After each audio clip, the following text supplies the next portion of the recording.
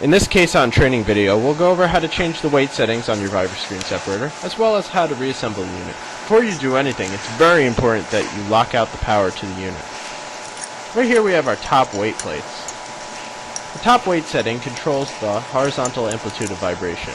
In other words, the more weight plates you have on top of the motor, the quicker the material moves from the center to the outside of the screen. These weight plates can be removed individually so that you can fine-tune the horizontal amplitude setting. Again, the more plates you have, the quicker the material moves from the center to the outside of the screen.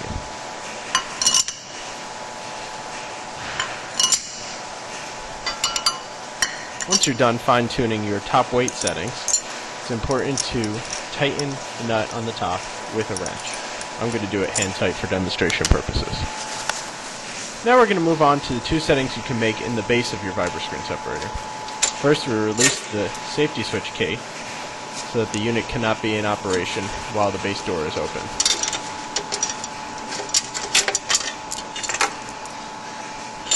Once the door is open, we can see our bottom weight eccentric.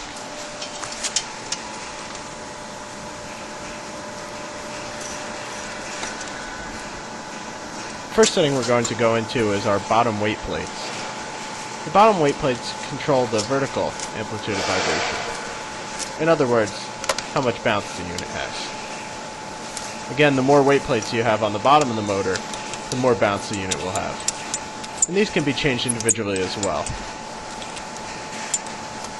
On this particular unit, it looks like 4 of these weight plates are stuck together.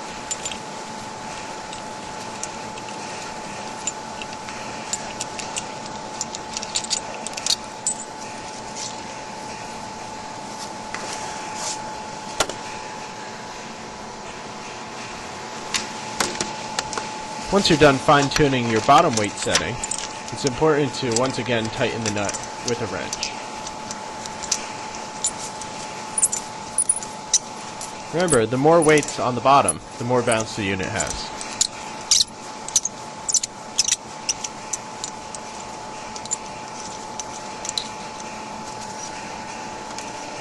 The other setting we're going to take a look at is the lead angle setting. Lead angle is literally the angle between the top and bottom weight plates. The lead angle controls the path the material takes from the center to the outside of the screen. You can see on that red piece of the eccentric there's a gap. That gap serves as an indicator line for this scale that tells you the lead angle. To change the lead angle setting, you just need to loosen the set screw on the side and also loosen the nut next to it. Once you do this, the bottom weight eccentric can be rotated. As you can see right now, the lead angle setting is about 60 degrees. Once I move that, now it's about 30 degrees.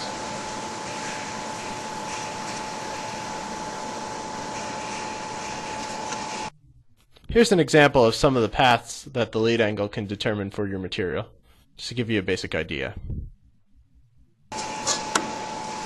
Once you're done changing your lead angle settings, once again, tighten this set screw and tighten this nut with a wrench. Then we're ready to close up the base access door, secure it with the bolt, and refasten the safety switch key.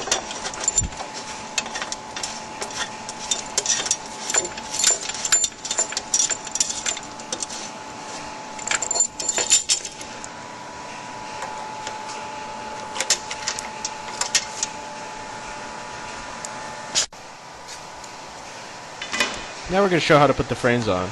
First you need to put this filler ring with gasket. It's important that the gasket is in place before you place this discharge frame there. Once the discharge frame and filler ring are in place, it's important that you use a standard clamp ring, not one of our quick-acting clamp rings. It has to be our standard clamp ring on this bottom frame to secure that discharge frame. Very simply put the clamp ring around the unit, place the bolt through and tighten the nut. Again, this should be done with a wrench, preferably a ratchet wrench. That makes things a lot quicker than a standard wrench.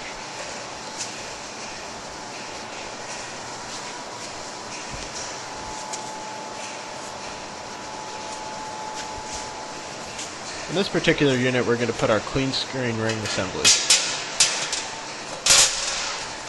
Clean screen ring assembly is used to keep the screen clean by having these plastic rings shown bounce up against the bottom of the screen. We'll just put that on there, put that supported plate, and then put those rings. Then we're ready to put our screen in place.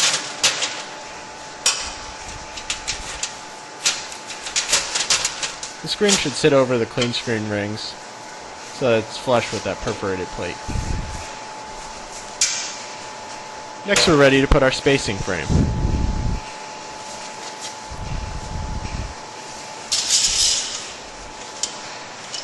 After that, the next step is to tighten the clamp ring. It's important that you always tighten the clamp ring before tightening the center of the screen.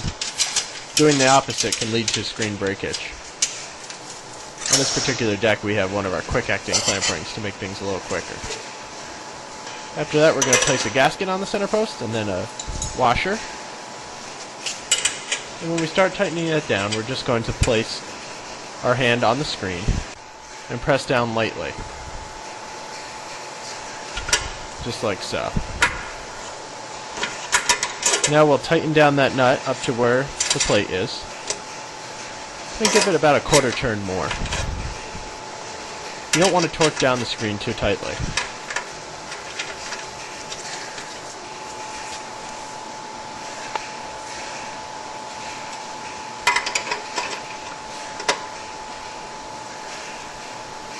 We're going to add a second nut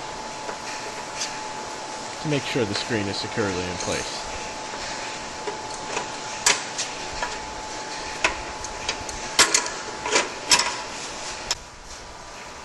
And there you have it, your Viber screen separator, completely reassembled.